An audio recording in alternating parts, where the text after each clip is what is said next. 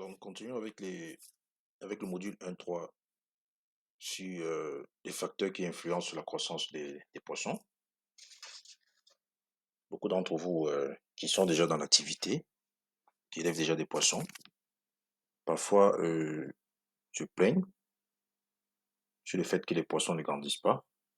Beaucoup disent que ils ont des poissons dans des étangs qui n'arrivent pas à atteindre la bonne taille dans un court délai. Parfois, vous avez dans vos étangs des poissons qui attendent 1 an, 2 ans avant de vous produire une bonne taille commerciale. Ce que vous devez savoir, c'est que c'est pas de la magie. Ce retard de croissance est dû à beaucoup d'éléments que nous allons essayer d'évoquer ici. Question d'apporter des précisions sur sur les choses à respecter, sur les choses à faire pour pouvoir produire en 6 mois ou 7 mois d'élevage. Alors c'est ça le contenu de ce titre, facteur influençant la croissance. Nous allons commencer par la qualité de l'eau, bien sûr. De l'eau qui tout naturellement influence la croissance des poissons. Parce que si les poissons sont dans une eau qui n'est pas propice, euh, une eau qui ne correspond pas à leurs besoins de vie, une eau qui n'a pas toutes les caractéristiques nécessaires pour un environnement sain, propice et tout, ils ne pourront pas grandir normalement, bien sûr. Donc c'est pour attirer l'attention des uns des autres euh, sur les bonnes pratiques d'élevage. Vous voyez, parfois vous mettez des alevins dans un plan d'eau, vous donnez la nourriture à ces poissons et vous croisez les bras en attendant que la nature fasse le reste. Et ce que vous devez savoir, c'est qu'il y a des traitements, il y a des préalables, il y a des préceptes qu'il faut pouvoir mettre en place au niveau de cette eau pour que ce milieu vous permette d'encourager la croissance des poissons. Alors, la qualité de l'eau influence la croissance dans la mesure où une eau de bonne qualité doit respecter certaines conditions, doit avoir des prérequis. Vous rappelez dans l'exposé précédent, nous avons déroulé les différents facteurs qui influencent la qualité de l'eau et on vous a donné beaucoup d'éléments ou beaucoup de paramètres qu'on devrait contrôler, beaucoup de paramètres qu'on devrait respecter pour avoir une eau de bonne qualité. Alors si cette eau n'est pas de bonne qualité, elle ne pourra pas aider les poissons à bien grandir. Alors vous devez vous rassurer que l'eau que vous avez dans votre plan d'eau, dans votre tank, à la maison, dans votre bac au sol, dans votre étang, puisse avoir ces paramètres physico-chimiques après test. Il faudrait que lorsque nous testions l'eau de votre bassin, que nous ayons un niveau d'oxygène minimum, hein, je dirais, pour une bonne croissance. C'est vrai que parfois les gens iront jusqu'à 3 mg par litre selon les espèces, mais il est conseillé de maintenir la valeur de l'oxygène dissous au minimum à 5 mg par litre dans votre plan d'eau. Et nous avons évoqué hier des méthodes simples qui vous permettent de stabiliser cette valeur. Nous avons par exemple parlé de l'aérateur, qui est un moyen aussi adapté que nous pouvons utiliser pour contrôler le niveau d'oxygène dissous. Donc si la valeur est en deçà de 5, vous pouvez oxygéner pour ramener la valeur autour de cette valeur ou dépasser légèrement, mais bien sûr en restant à la limite de 8,5 mg par litre maximal pour ne pas avoir une sursaturation en oxygène. Vous devez vous rassurer que l'eau que vous utilisez pour votre projet, que son potentiel d'hydrogène, ou encore appelé pH, soit compris entre 6,5 minimal et 8,5 maximal valeur. Voilà, donc si vous constatez que cette eau a un pH en deçà de 6,5 ou en dessous, si vous voulez, de 6,5, alors il faut corriger. Si vous constatez que cette eau a un pH supérieur à 8,5, alors il faut également corriger.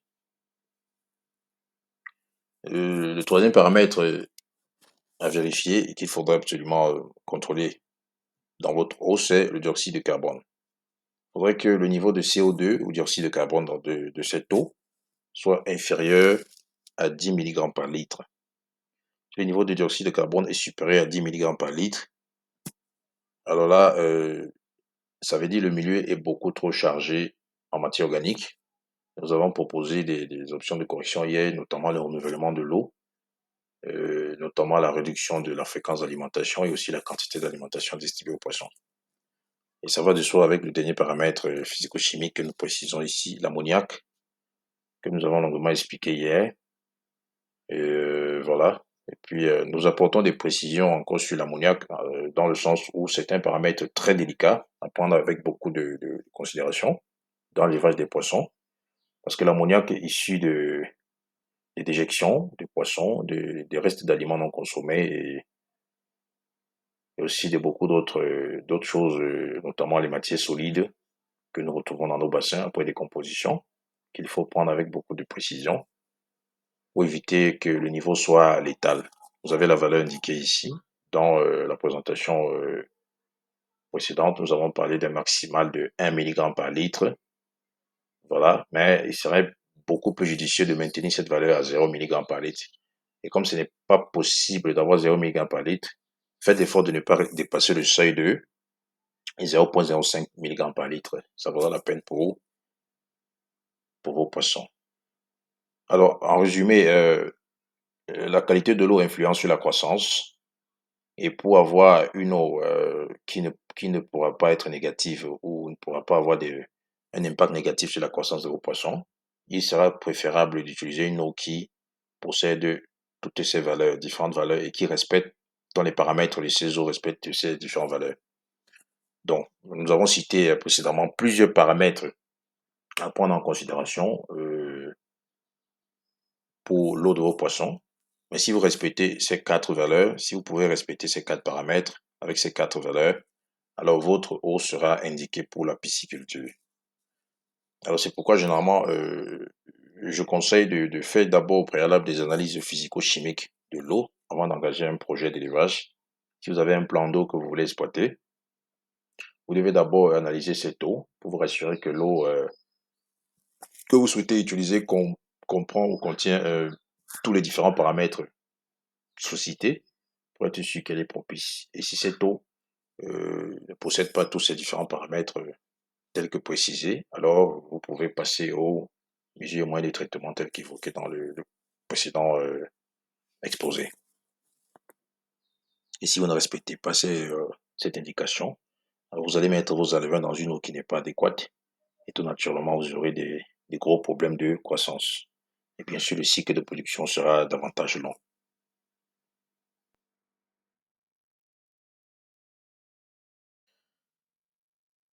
Alors, le deuxième paramètre qui influence la croissance, et à prendre avec beaucoup de considération, c'est l'âge et la génétique des poissons. Alors, quand nous parlons de génétique, faisons allusion à la biologie. Nous devons retenir que on ne tient pas compte ici des facteurs environnementaux, nutritionnels, parce que le taux de croissance est directement proportionnel à la taille maximale potentielle atteignable. La plupart des poissons atteignent des tailles de maturité sexuelle précocement et par conséquent ne grandissent plus. Et c'est un problème de génétique. Voyez-vous, parfois, vous achetez des alevins chez un fournisseur que vous allez mettre dans votre bassin. Après 2 mois, 3 mois d'élevage, les poissons n'arrivent pas à atteindre une taille assez intéressante. Vous devez savoir que un alevin de poisson, c'est un poisson qui sera adulte en devenir. Alors, si l'alevin en lui-même déjà, sur le plan biologique, ne possède pas toutes les caractéristiques nécessaires pour pouvoir vous donner la croissance attendue, alors vous n'aurez pas de bons résultats. Vous devez savoir aussi que beaucoup de producteurs d'alevins produisent des alevins consanguins. Oui, oui, effectivement, beaucoup seront surpris. La consanguinité également existe en pisciculture. La consanguinité existe en pisciculture et c'est un paramètre très délicat à prendre avec beaucoup de considération. Il faut vous rassurer que les alevins que vous ensemencez dans vos bassins sont des alevins de bonne qualité et que ces alevins ont été issus d'un protocole de production technique qui permet de produire des alevins de bonne qualité. Quand je parle de protocole de production, je fais allusion tout simplement au croisement des parentaux. Rassurez-vous que les géniteurs qui ont été utilisés sont de bonne qualité, n'ont pas de lien direct de flatterie, donc ne sont pas des frais directs. Sinon, vous aurez une descendance issue des parents issus de la même génération. Et la grosse conséquence dans ce style de croisement ou ce style de reproduction, c'est que les descendants vont perdre progressivement certains caractères héréditaires. Donc, ne vous soyez pas surpris de croiser des parents issus de la même génération entre eux. Et après, vous avez des alevins qui ne vous donneront pas le bagage attendu. Notamment, peut-être les parents étaient de grosse taille, de gros poids, de bonne chair. Vous pourrez peut-être avoir des alevins qui ne vous donneront pas respectivement les éléments recherchés, vu que les parents sont génétiquement identiques. Donc, il y a régression au niveau de la transmission ou dilution au niveau de la transmission des caractères héréditaires chez les alevins ou les enfants. Donc, effectivement, vous pouvez faire un cycle d'élevage en 1 an et demi ou 2 ans, mais ceci pourra être peut-être dû au fait que les alevins n'étaient pas de bonne qualité. Les alevins sur le plan génétique n'étaient pas de bonne qualité. Par conséquent, la croissance aussi ne pourra pas suivre. Donc, effectivement, la génétique influence sur la croissance des poissons. L'âge aussi dans la mesure où, voyez-vous, dans le cas des tilapias, parfois des gens prennent des géniteurs de tilapia de 15 grammes qui ont peut-être à peine, qui ont peut-être à peine 1 mois ou 2 mois d'âge, tout simplement parce que ce tilapia a commencé déjà à pondre les œufs. Vous pensez que comme il commence déjà à pondre les œufs, il peut déjà être considéré comme géniteur. Vous allez voir parfois dans des stations de production, des gens prennent des géniteurs qui ont un poids de 15 grammes, parfois 20 grammes et à peine 2 mois d'âge. Tout simplement parce que ces géniteurs commencent déjà à donner des œufs. Ils se disent que c'est déjà des parents. Ils vont prendre ces œufs qui vont faire éclore pour vendre des alevins. Donc, est-ce que l'âge de ces géniteurs était un âge propice pour la maturité sexuelle? Non. À cet âge-là, le géniteur n'était pas encore préposé à être parent. Mais vous l'obligez à pondre des œufs. Parce qu'il a pondu des œufs, il est devenu parent. Non, ce n'est pas possible. Donc, des alevins issus de ce parent ne pourront pas avoir une croissance importante. Vous ne pouvez pas espérer de ce croisement ou de ce parent des alevins de bonne qualité. Donc, vous devez considérer chez les tilapias que la plupart des tilapias atteignent ce que nous appelons maturité sexuelle rapidement. La maturité sexuelle chez les adultes de tilapia, ça ne peut pas se faire avant 6 mois maximum et 4 mois minimum. Vous pouvez déjà espérer avoir un géniteur mature. Mais si vous avez des poissons de 2 mois qui vous donnent déjà des œufs, alors sachez que c'est une maturité sexuelle précoce. Alors ce type de poisson ne peut pas être considéré comme reproducteur dans le cadre de vos productions pour produire des alevins de bonne qualité aux semences. Donc faites très attention. Lorsque nous parlons de maturité sexuelle chez les poissons, cela se réfère à la puberté chez les humains. C'est juste pour apporter des précisions aux uns et aux autres pour qu'on puisse comprendre de quoi il est question. Donc voilà. L'âge influence sur la croissance. On vient d'expliquer pourquoi. La génétique ou biologie influence aussi sur la croissance des poissons. N'hésitez pas, revenez en commentaire dans le groupe WhatsApp pour poser des questions éventuelles afin que nous apportions éclaircissement sur des incompréhensions. Troisième facteur qui influence la croissance, c'est la santé des poissons. Bien sûr, la santé des poissons influence la croissance. Parce que les poissons qui sont en mauvaise santé ne pourront pas grandir comme les poissons en bonne santé. Ce qui est d'ailleurs normal. Un poisson malade ne pourra pas vous donner la croissance attendue. Alors, qu'est-ce qui peut rendre un poisson malade? Les mauvaises manipulations. Vous recevez par exemple vos alevins, vous les malmenez ici, vous les malmenez par-ci, vous les malmenez par-là. Ça peut causer beaucoup de maladies. Vous les élevez par exemple dans des milieux dont la température n'est pas favorable, ça peut causer des problèmes. L'eau, on vient encore dessus, de mauvaise qualité, peut créer beaucoup de problèmes de maladies. Des insuffisances alimentaires. Vous donnez un aliment au poisson qui n'est pas complet, un aliment qui ne correspond pas à ses besoins nutritionnels, ça peut causer aussi des problèmes.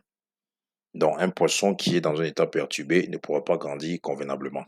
Même s'il se trouve dans un environnement aquatique sain, ou un environnement aquatique qui possède toutes les caractéristiques pour son bien-être. Donc, il faut vous rassurer que le poisson est sain et que le poisson se trouve dans un environnement sain pour espérer avoir une bonne croissance. Posez-vous toujours cette question lorsque vous regardez vos étangs. Est-ce que cet étang est sain d'apparence? Est-ce que cet étang est sain pour l'élevage de mes poissons avant de vous engager? Si ce n'est pas sain, alors apportez des corrections avant de mettre vos éleveurs à l'intérieur.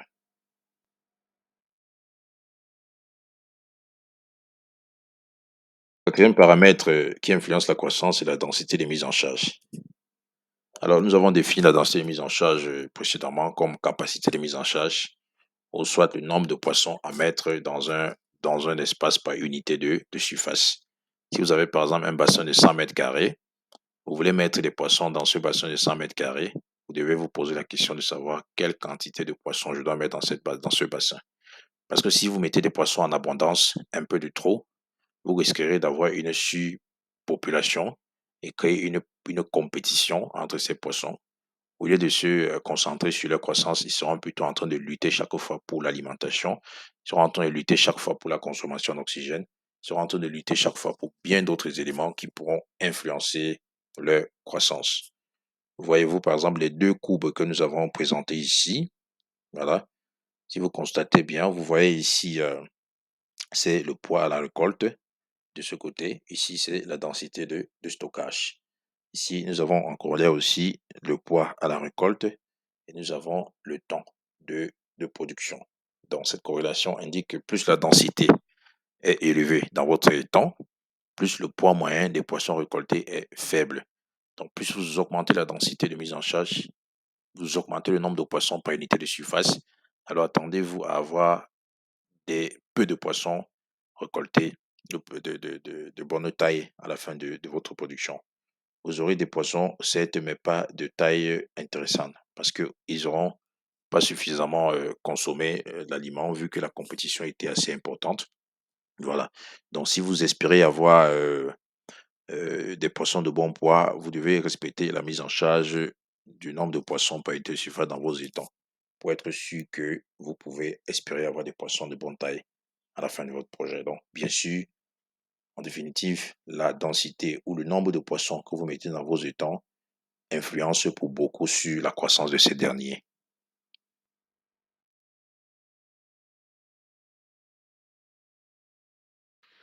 Alors, quelques techniques pour contrôler la densité de mise en charge.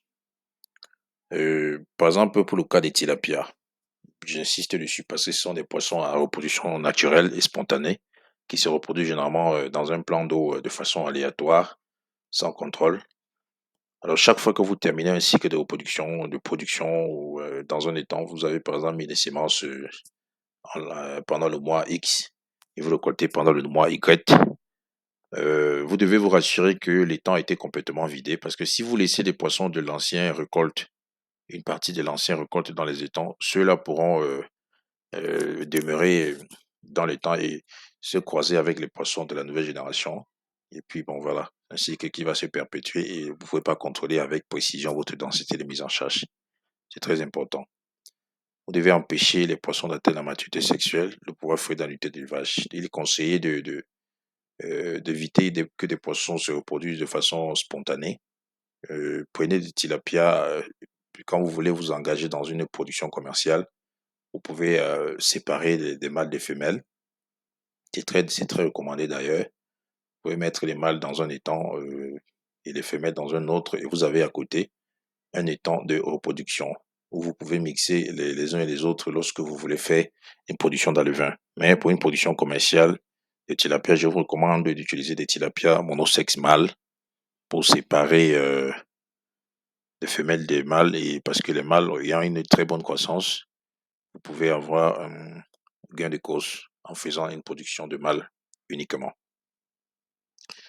Bon, beaucoup aussi décident de produire des poissons par monoculture.